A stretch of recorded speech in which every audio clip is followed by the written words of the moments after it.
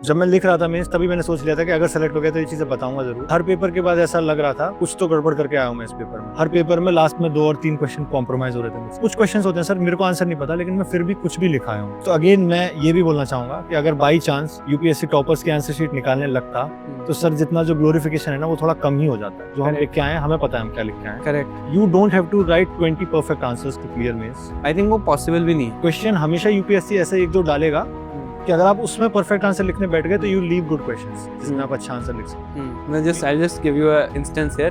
मैं तो खुद साइंस एंड टेक पढ़ाता हूँ। मेरे मेंस में ब्लू एलईडी आया था, कोई हवा नहीं थी मुझे कि क्या हो रहा है ये ब्लू एलईडी। मतलब ठीक है वो दिमाग है कि आरजीबी लाइट्स हैं तो उससे कलर्स बनते होंगे, तो blue LED must be helpful in screens. तो कुछ बहुत लिख दिया था, ऐसा नहीं है कि बिल्कुल ब्लैंक छोड़ दी। मुझे तो ऐसा लगता है कि अगर मेंस में 20 क्वेश्चन है, 12-13 आप बढ़िया से लिख के आते हो, 3 आप एवरेज लिख के आते हो और 3-4 आप बिल्कुल ऐसे बस किसी तरह कि ये कहने को लिखा हुआ कह सकते हैं।